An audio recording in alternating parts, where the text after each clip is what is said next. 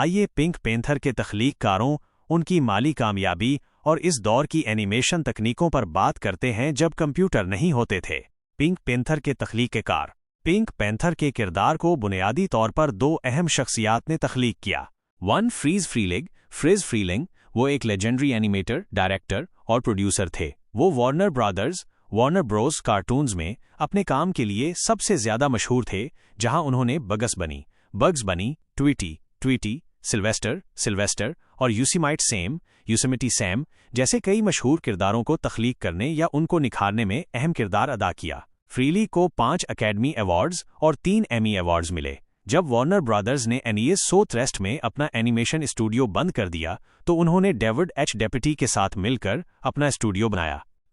David H डेपिटी वो एक film और टेलीविजन प्रोड्यूसर थे और वार्नर ब्रदर्स कार्टून्स के आखिरी एग्जेक्टिव इंचार्ज थे। इन्होंने 1963 में वार्नर ब्रदर्स से निकलने के बाद फ्रीलिक के साथ मिलकर डेपिटी फ्रीलिंग एंटरप्राइजेज DFE की बुनियाद रखी। डेपिटी एक कामयाब कारोबारी शख्स थे, जबकि फ्रीलिक तख्लीकी डायरेक्टर के तौर पर काम करते थे।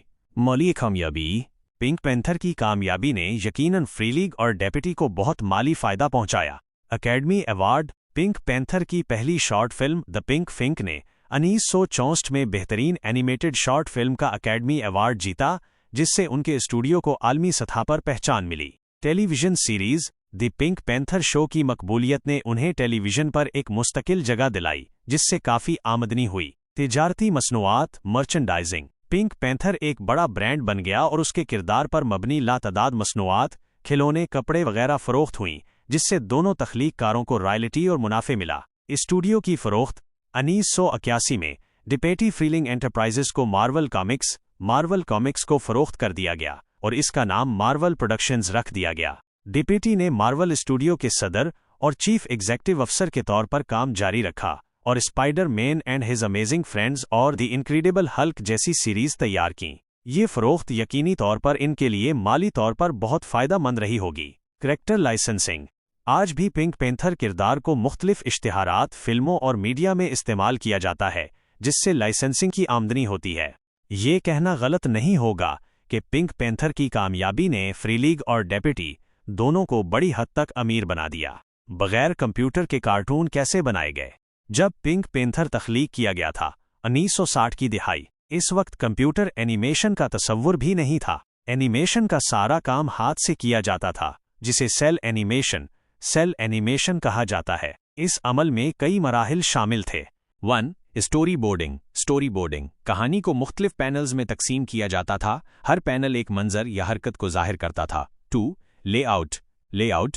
बैकग्राउंड आर्टिस्ट हर फ्रेम के लिए पस मंजर बनाते थे और कैमरा की नकलो हरकत का तयन किया जाता था। 3. की एनिमेशन। मरकजी एनिमेटर्स या की एनिमेटर्स किरदार की अहम हरकत के लिए ड्राइंग बनाते थे। ये ड्राइंग्स अहम पोज को जाहिर करती थीं। 4. इन बैटविनर्स का काम की एनिमेटर्स की ड्राइंग्स के दरमियान की कमी को पेयर करना था। मिसाल के तौर पर, अगर एक किरदार ने एक पोजीशन से दूसरी पोजीशन पर हाथ हिलाया है तो इन बैटविनर्स इस हरकत के दरमियान की तमाम ड्राइंग्स बनाते थे ताकि हरकत हमवार लगे। 5. Inking and painting.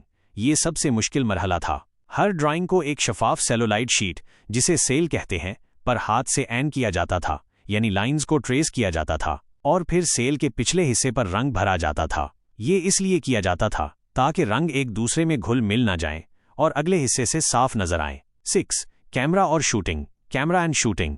रंगे हुए सेल को लेआउट आर्टिस्ट के बनाए गए बैकग्राउंड पर रखा जाता था, फिर उसे एक खास एनिमेशन कैमरा के नीचे रखा जाता था जो फ्रेम बाय फ्रेम शूटिंग करता था। हर फ्रेम के बाद सेल को थोड़ा सा हरकत दी जाती थी या अगले सेल को रखकर दोबारा शूट किया जाता था। 1 सेकंड की एनिमेशन के लिए आमतौर पर 12 से 24 फ्रेम सेल्स की जरूरत होती थी।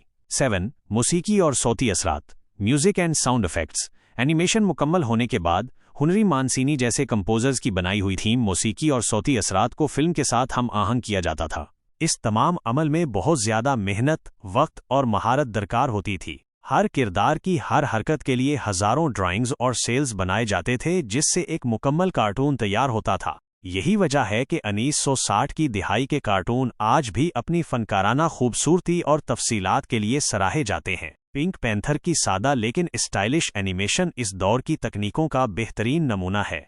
क्या आप पिंक पैंथर के एनिमेशन स्टाइल के बारे में मज़ीद जानना चाहेंगे?